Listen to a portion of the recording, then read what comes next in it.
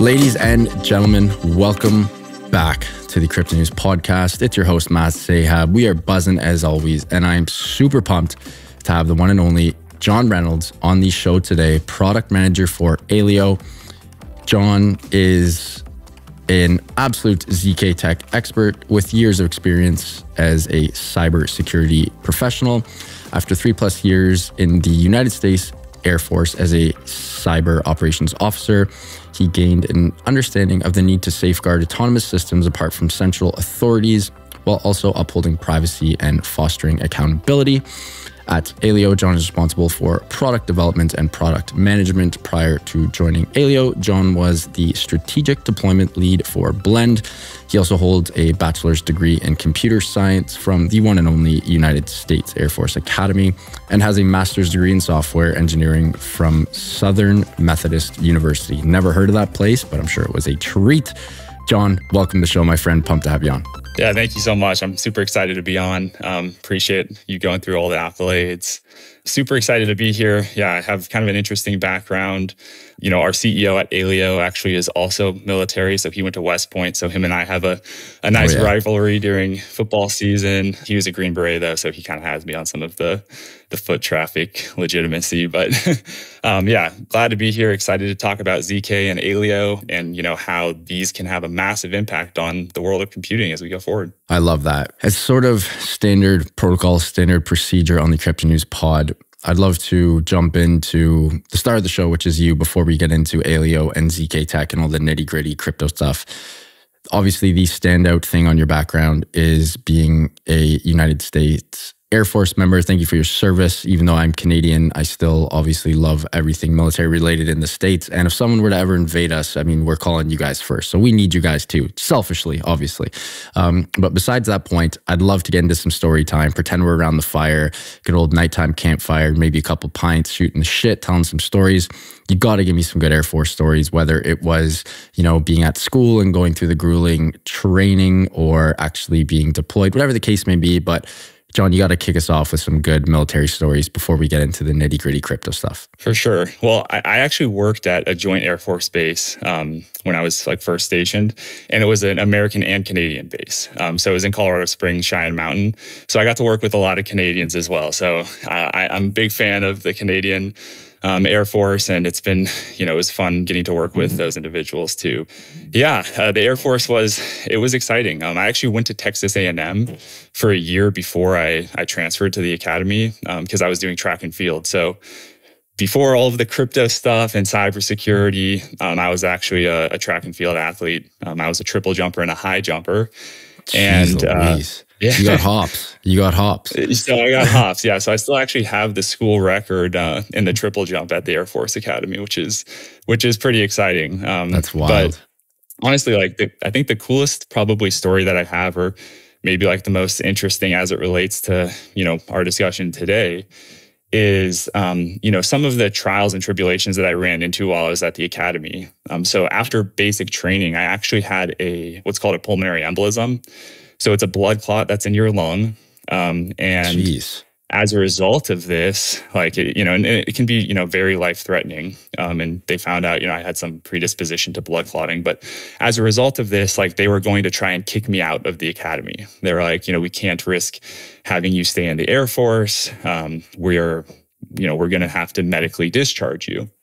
So you go through like this series of appeals, and you sit in front of like these different generals and try and plead your case. And so I was like dead set, I'm going to figure out a way to get them to allow me to stay, like to get them to let me finish my education at the academy and become an officer.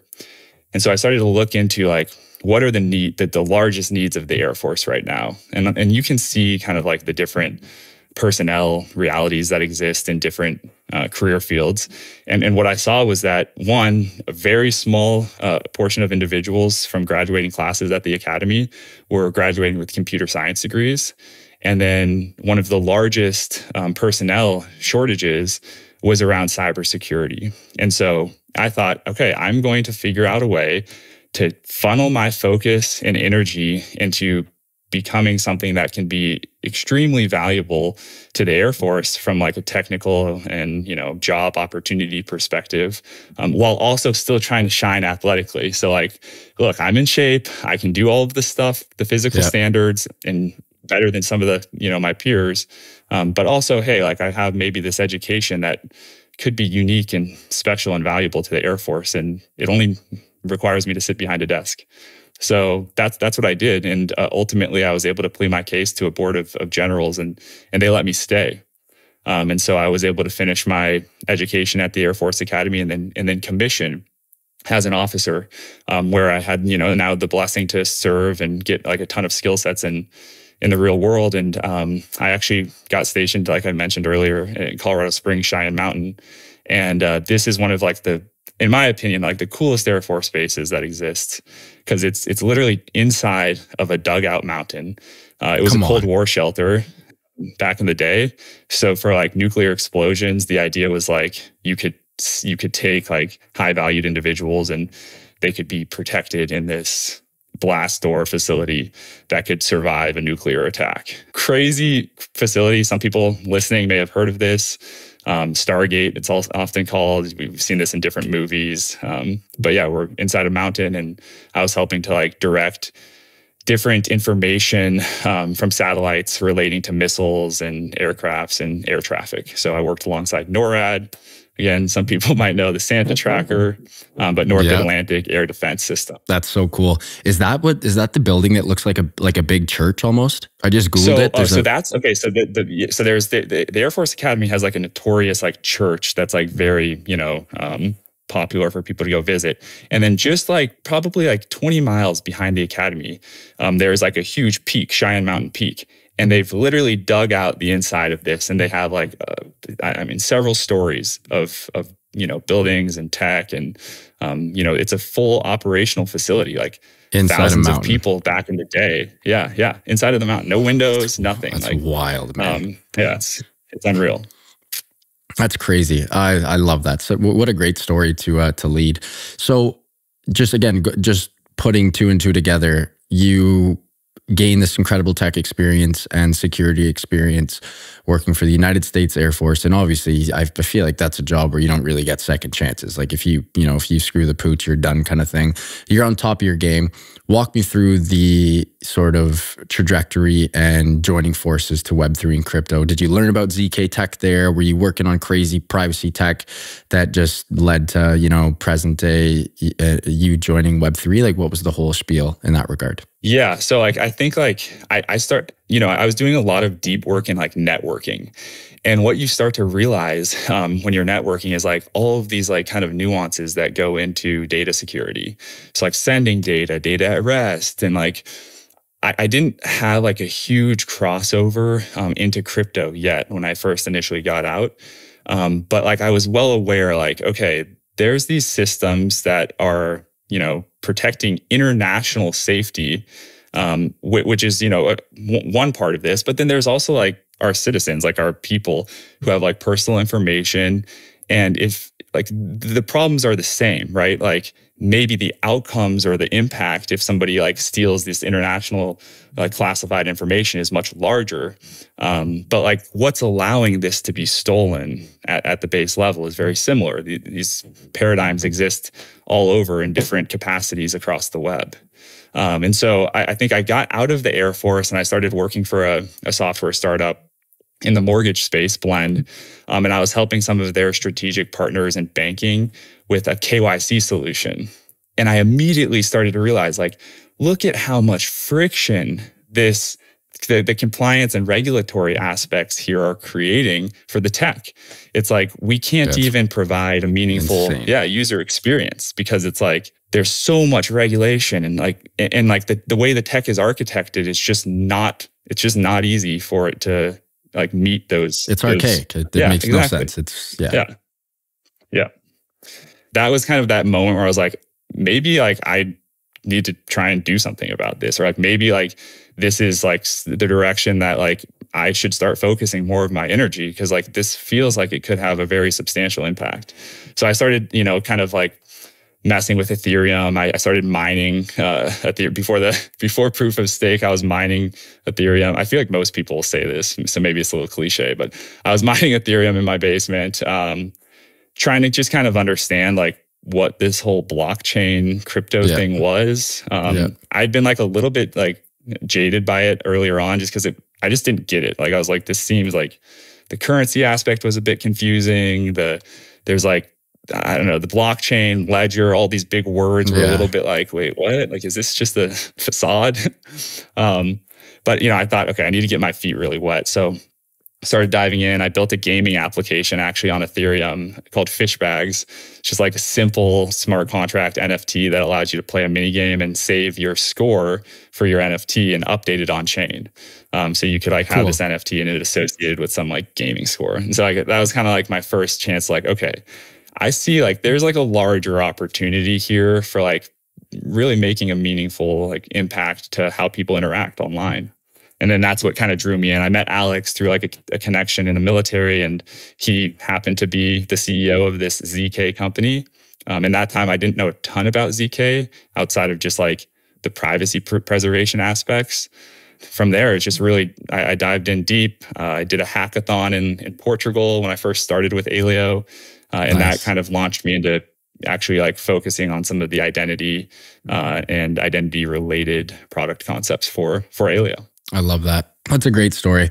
Before we get into Aleo and ZK Tech, just to sort of set the stage, I always love asking non-crypto questions, especially when it comes to privacy, because we have so much privacy and data that's spread so far and the reach is so large and wide, and we have no clue what and how and everything about our data. It's out there, it's everywhere.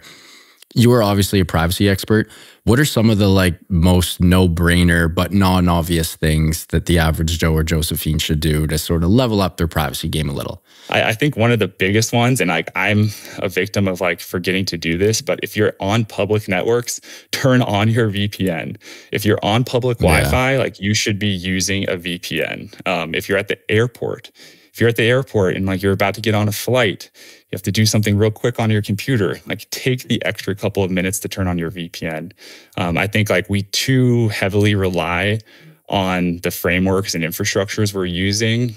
And we should, like there needs to be a dependence. Like I personally think, and this is subjective, but I think that, you know, there needs to be a foundational understanding of security for users. But I think that there is a reliance that the infrastructure and the platforms are doing the majority of the thinking for us, right? So like I think it's fair to make those assumptions, but also like you should better equip yourself if like you're working with sensitive information. So I think the VPN thing is a big one, and then like just like don't use your passwords.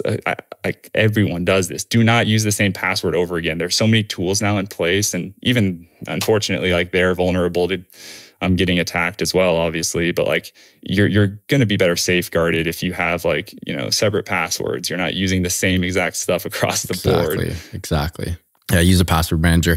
One that I always say is anything finance related, where it's like, and again, most people, when it comes to privacy, I feel like the biggest and baddest is if they get a hold of your bank account. And knock on wood, thankfully, that I'm fortunate that I haven't been subject to any crazy attacks yet. I'm sure they will happen. But guys and gals, do not, please, for the love of God, do not have Face ID for any banking or crypto apps. If you have a Web3 wallet on your phone and it is connected to your Face ID and you get mugged one night or whatever the case may be, all they got to do is a quick little boom and the floodgates are open. And it's crypto. It's not your bank. You can't call crypto and be like, hey, this is what happened. You know, once the transaction takes place, it's gone. Before we move on, any other very basic sort of non-obvious privacy tips that you recommend? I think those are good ones, honestly. There's always something else that pops up. Someone's done something silly, but I think like most of it is just kind of common sense and slowing down. Like, you know, we're always in such a rush. Yeah. Sometimes we need to slow down. Oh, actually, you know what? I have one more. That's good. Be thoughtful about backup emails that you have in place for different platforms, because I think one of the social strategic attacks is like, if I can find an account where like you've used an old email where maybe you don't have it as protected and I can access that, then I can force a backup password reset to that. And then I can get into the main account and then, we have an open door. So I think that's another good one to call out. Yeah, really good call there. Okay, time for crypto time. Let's get into Aleo in the start of the show. But before Aleo, and I've asked this question so many times on the pod, this is something that I do understand, but still need to do my homework on, and that's ZK Tech, zero knowledge proofs. Every single guest who's come on and is an expert in ZK Tech describes it in a different and nuanced way, which I love. Because again, when you're describing something as complex as ZK Tech, you got to use analogies. You got to like show the actual use cases. If you just talk in the, Web3 security verbiage and lingo, a genius isn't going to understand this stuff, right? So John, I'm throwing the ball over to your side of the court. Before we get into the nitty gritty, give me like the TLDR elevator pitch primer on ZK Tech and why it's going to be so important moving forward. Yeah, absolutely. So ZK Tech, I think at the highest level, the idea is like you can prove you know something without having to reveal what that is. I focus on like the identity side. So I think like a good analogy for me is like you go to a concert, let's say, and the concert has different vendors that are serving alcohol. And so when you first go into the concert, you show your driver's license to somebody and they look at it, they feel confident that it's a legitimate driver's license. And they see your age and you're over the age of 21. So what they do is they give you a wristband. The wristband signifies that you're over the age of 21. And now you can go up to all of the different vendors within the concert, and you can just show them your wristband to receive alcohol.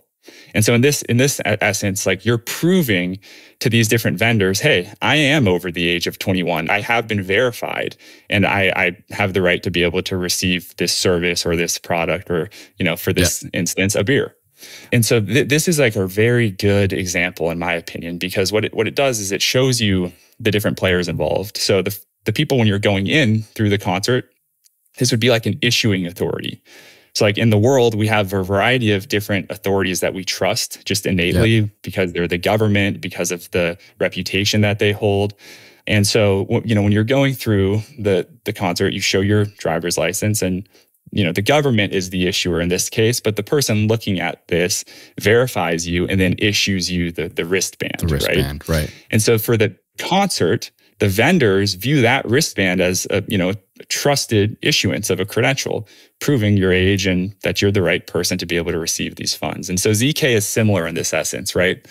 I can prove certain things about myself, and then I can provide representations that convince other people, hey, this is legitimate. That person has been verified, without exposing any of my personal information. So none of these other vendors to give me a beer need to know that my date of birth is, whatever, and my address is this, and my nationality, potentially my eye color, all of that's irrelevant. They just need to know, hey, this person is over 21. It's binary. It turns a complex privacy-based situation into something binary without disclosing all the info that's needed.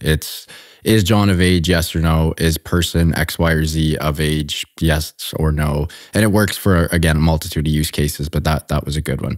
Why do you think people have such trouble sort of understanding ZK Tech? Because again, on the front end, what you just described, it makes sense, but like on the back end, and we'll get into this, the whole tech is crazy and how different validators need to speak with each other and everything. It's not easy to understand. Is there anything we can do, or will ZK Tech be much more consumer friendly moving forward? Like, what does the future of this look like? Yeah, it's a great point. And I think like one of the things that just gets to me when I talk to people about crypto is, there's value in understanding things at a high level, but I also think we have to respect the reality that some individuals are meant to like build these things. Shit.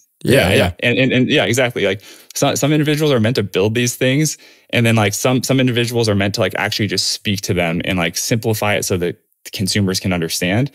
But for a great example of this is transport layer security, like HTTPS. I don't have a single friend that understands TLS, transport layer security, or SSL, or where did HTTPS come from, and how does it provide us a safe means to interact on the web? I don't get it either. I just know when I look at my, my Chrome tab up there, my Brave tab, when I see the like the green little certificate, I want a safe site. I don't know how it works though. You know? Exactly. And the thing is, you don't need to. It's good to understand, and like, as things evolve, more reputational trust accrues, and so it's like it becomes more natural to not feel like, oh, I got to know exactly what's going on, or else it's not secure. There's that piece of it, but then I also think like there's a lot of puzzles to ZK that people are mixing into one, even though they're separate pieces, and so. Like zero knowledge circuits and the computation portion of zero knowledge, like providing inputs, like private inputs, running a computation on those inputs, and then having some output. That is like the end-to-end aspect of like producing a zero knowledge proof, producing a proof of execution. But like this is a closed system if you think of it as a single unit, right? So like now we have to think, okay, I've created a proof. How can I share that proof with somebody? How can I receive proof from somebody? How can I verify a proof that I received? And so there's operational realities that exist and engineering realities that exist that aren't always delineated when we talk about ZK at large, right? We think like, oh, ZK is like, all of this. And it's not. ZK is one piece of the puzzle. The communication aspect of all of this is a larger piece that requires not just Web3, but also aspects of Web2. So people have something to go and access, right, on the internet, some sort of DApp. Exactly. Yeah, I think that's one of the reasons. Like we try to boil the ocean with ZK. If we actually kind of got a little bit more narrowed with our focus, but still stayed high level with the explanation, people might have a better shot of getting some of this. Well said. I also hate the name. I mean, like, it's like... oh God, like blockchain. Like what the hell does blockchain mean? At least blockchain makes some sense but then again, I guess ZK does as well because it's zero knowledge. But it's just one of those words where it's like, it's such a big and scary word that it almost veers away a lot of the people who perhaps would have dabbled and wanted to learn a little bit. They're like, this is way above my pay grade. Screw it, I'm out. So totally, things we got to work on in the future. But John, we got to take a quick break and give a huge shout out to our sponsor of the show, Prime XPT. And when we get back, we're going to get into the star of the show, Aleo, unique differentiators, use cases, progress to date, talk about the Z Prize, and I can't wait to get into that. But until then, huge shout out to Prime XPT, longtime friends of cryptonews.com and longtime sponsors of the Crypto News podcast. Prime XPT offers a robust trading system for both beginners and professional traders. It doesn't matter if you're a rookie or a vet. You can easily design and customize your layouts and widgets to best fit your trading style. Prime XPT is also making a huge promo for the listeners of the Crypto News pod. Crypto News 50 is the code. That is Crypto News 50 to receive 50% of your deposit credited to your trading account. Again, that is Crypto News 50 to receive 50% of your deposit credited to your trading account. Now back to the show with John. Mate, let's jump right into it. Aleo, give us the TLDR, the elevator pitch, unique differentiators, use cases, progress to date, you name it, and then we'll get into Z Prize and some other fun stuff, but the floor is yours. Sweet. Yeah. So Aleo is a zero knowledge layer 1 blockchain. And there's a bunch of really great things that it does, from privacy to also like unlimited runtime, so scalability opportunities. And honestly, I personally believe I've done a fair amount of development on Ethereum. I think some of the solutions, the ZK solutions that are getting built on Ethereum are impressive. But I think from a developer perspective, if you want to be working with something that's more natively introducing these privacy preserving aspects, Aleo is the way to go. We are based off of what's called the ZEXI model, zero knowledge execution. And so the idea is we push all of the proof generation portion, the execution of programs or smart contracts, we push that off chain. Users are able to run either on their local commodity hardware or outsourcing it to like highly efficient hardware. They're able to execute these programs with their own private inputs and then produce a zero knowledge proof and then an output. So the proof is proving that the program executed honestly according to how the code is structured in the smart contract. Yeah. And then the output is what the result of running that program is. Gotcha. So you have proof that it was run honestly, and then you have an output. And so if we verify this proof and it comes back saying, yes, this is valid, then we can trust the output of this execution, the output of executing the program. And so that's another thing that I think is often left out in some of these like thought processes. But yeah, again, like that's pushed off chain. And so essentially like you could run a program for eternity and then finish running it, bundle that into a single proof, integrate that into a transaction and send it to Aleo, send it to the blockchain. Validator nodes verify the proof that's in that transaction, and then that gets published to the chain where any third parties can go and verify the validity of that proof. And the value of the zero knowledge aspect here is that anyone can verify it, but the proof is zero knowledge. So nothing of relevant value is output unless it's added as a public output. And so like it provides the privacy, but then the verification guarantees too, which is huge, right? Like you don't need to know anything about me, just enough for what you need me to give access, or you need to give me access to what service you're offering. But Aleo, we're still in testnet phases. We have mainnet coming at the end of the year. And again, like this is really like the opportunity for developers to get their hands dirty with ZK with a layer 1 blockchain, and with a lot of different opportunities that you can avoid. Like gas, for instance, is another one you get to avoid on Aleo. So a lot of opportunities for building privacy and compliance into applications on chain. And correct me if I'm wrong, but Aleo is a developer-based platform, right? Like you're not going after the guys like me who can't code. You're going after developers and providing them with bulletproof ZK tech so they can then build these dApps with ZK tech in them. So yeah, I think twofold. Like one, I think that the primary target is developers. Yeah. So that way, like we can provide them with the toolkits to build out these applications that hopefully can, start to reshape these different like frameworks and dynamics of the web. But we also actually have developed a language, a DSL, a domain-specific language called Leo. And so what Leo is abstracts all of the confusing stuff. So like if you're a developer, maybe not like a super skilled senior developer, you don't really understand ZK in depth, but you want to start leveraging this tech, we have this domain specific language which I think gives you an upper hand potentially in like the space, because like, if you're not super skilled and yeah, it's massive. Like ZK is new, like, so you could become an expert without having to like become an expert in coding. Yeah. And this is all done on Leo, and that's your guys. Well, I mean, I just Googled it, but on your website, actually, aleo.org, it's a functional, statically typed programming language built for writing private applications. Interesting. Yep. And so what happens is like you code at this high level, it compiles to AVM instructions, which is like a low level code form. And then that gets synthesized into what's called R1CS, or rank 1 constraint system. And those are systems of equations. And so those are like, this is, obviously we're getting a little bit more technical here, but these systems of equations are essentially these circuits that allow us to prove and verify information without having to actually know the information itself. Interesting. So what's the grand vision for Aleo? Like obviously there's there's dozens of companies in the ZK tech space. Talk to me about what makes you guys different and a lot of use cases down the road. Yeah, I think right now, we're laser focused on getting mainnet live by the end of the year. There's a lot of moving pieces to this. We're very close. We have a series of audits that we go through, and then we'll have like the final adjustments before going live.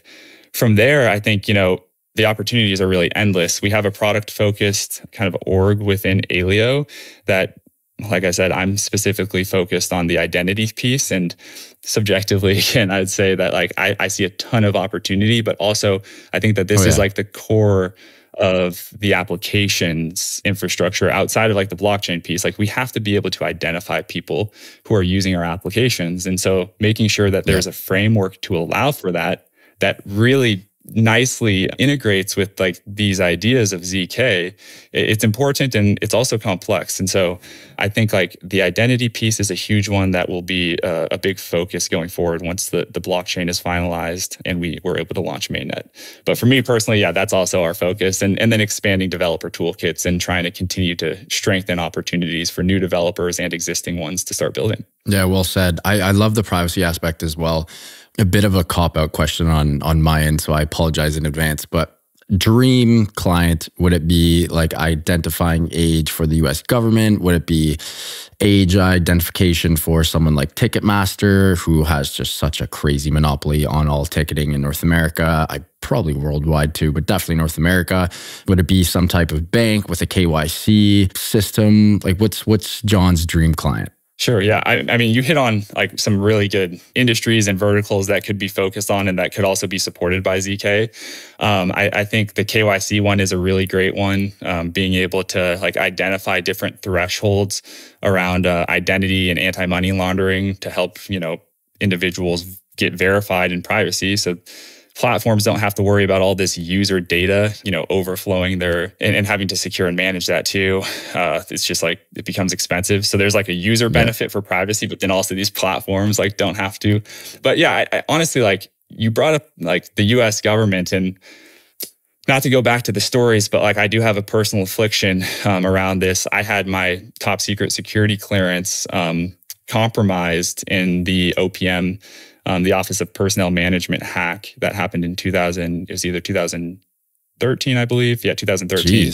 Over, I think, like 20 million military records were compromised. Our CEO, Alex, his were compromised as well. How does the U.S. military get hacked? Like that's like, besides the U.S. government, that's like the biggest organization in the world. Like, how does that even happen? That is exactly the question that I asked myself. But the answer is it's a honeypot. Yeah. And centralized servers in general act as honeypots. And the greatest honeypot is the US government's honeypot. Because who doesn't want to just be able to flex and say, hey, we got in? I mean, seriously, like that's what these foreign nations, like they love that. They don't even, like, the first big flex is just, hey, we're here. Now get ready for the show. Yeah. So yeah, I think like we are creating centralized servers that are acting as honeypots, and decentralized tech can help spread that attack surface across individuals to make it way harder to realize this massive amount of value by getting in. Well said. But then ZK can even add an additional layer of security that gives people personalized control. Like, this is a very user-centric model. The idea is like, you as the user hold information about yourself.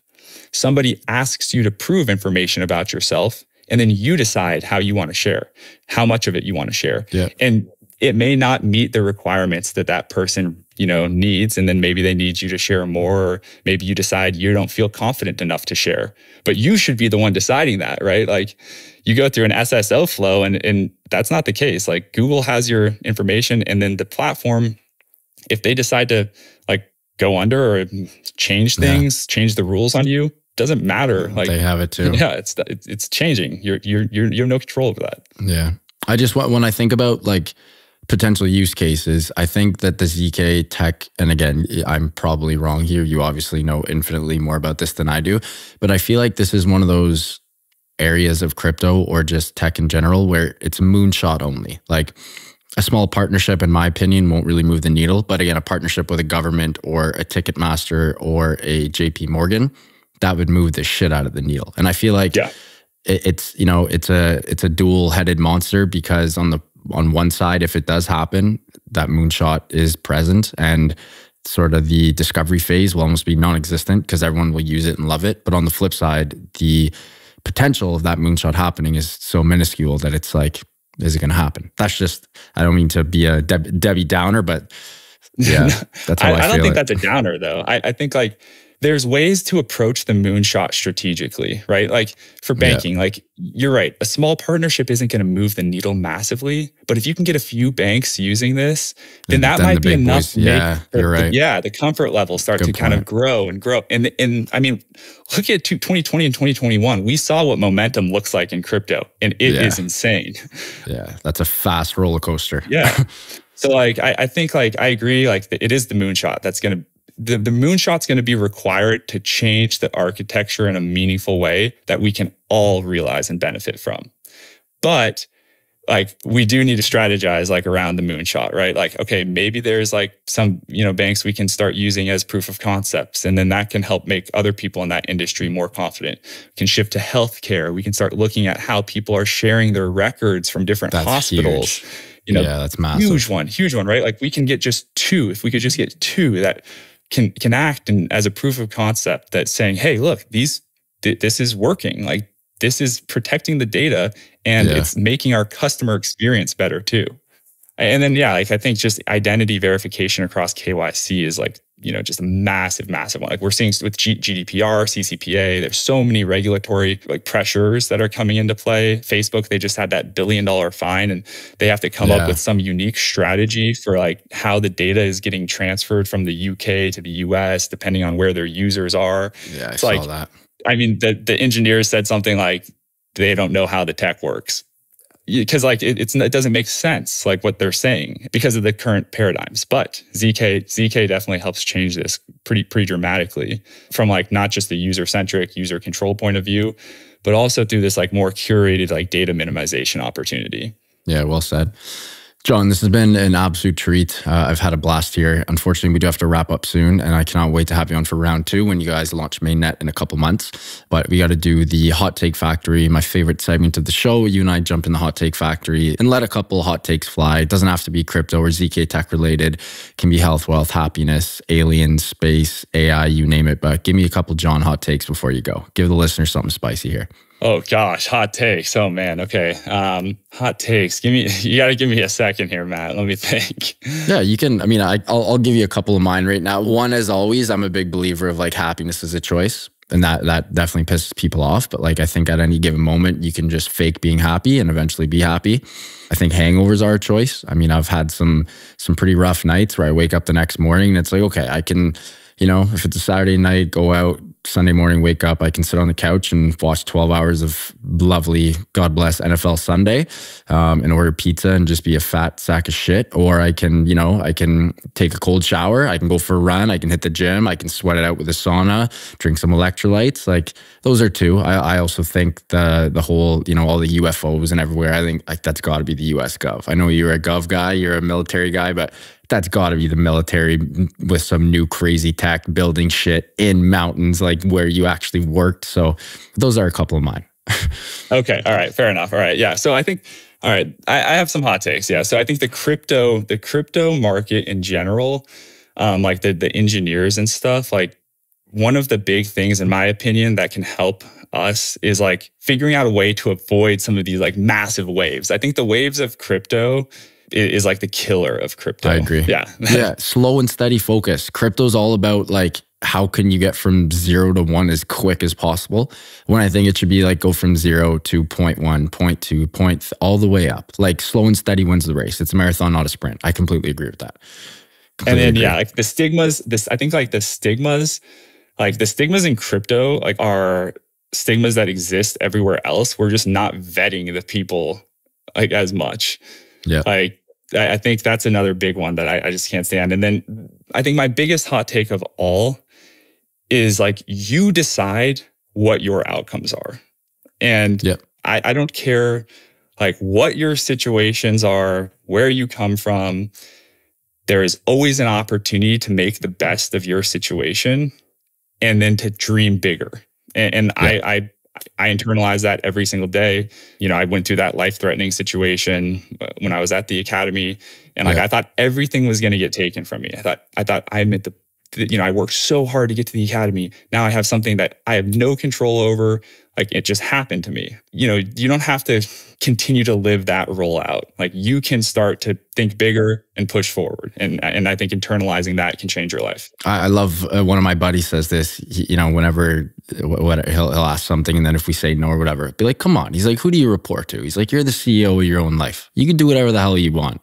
And he usually says that when he's trying to get us to like go out on a Saturday night when, I'd like to have a chill night in with a lady or something. And then he's like, Z, come on, you're the CEO of your own life. Who do you report to? So obviously bad example of the context, but at the end of the day, it's true. Like, you're the own boss. You can do whatever the hell you want. You can create an incredible life or you can create a shitty life.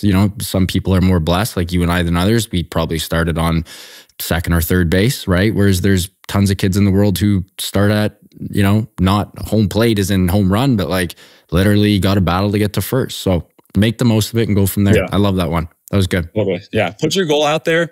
Don't have any sort of expectations on what's going to happen to get you there, but just keep focused on that goal and you will get there and you'll be surprised on how. Yeah. Just a couple 15-minute chunks a day, consistency and momentum, baby. John, this has been an absolute treat. Cannot wait for round 2 and hopefully can meet you in person one day. Before we let you go, can you please let our listeners know where they can find you and Aleo online and on socials? Yes. Again, thank you so much, Matt. It's been a pleasure. Super fun conversation. You can find me on Twitter at Gwei World. So GWEI World. You can find Aleo, aleo.org. Aleo That's such a good handle. Oh, that's jokes. I'm on Medium too. I do some blogging, just like some personal stuff. And that's also Gwei World. So follow me, follow Aleo. And then we didn't get to touch on Z Prize, but maybe next. But yeah, follow Z Prize too. Sorry, throw that in quick. My apologies. Yeah, Z Prize quick. Yeah. Z Prize is an international competition. We get the best developers and engineers around the world who are focused on ZK, all the different verticals from hardware, software, cryptography. And we bring all of these players together for a 6-month competition, $500,000 in prizes for each category.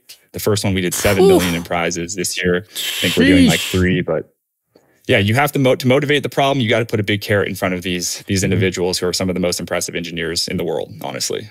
So well said. Check out Z Prize. We're in the midst of this year's competition right now. If you're listening and you're a great engineer and you know hardware, you know WASM, you know anything around ZK and you're interested, you can still join in.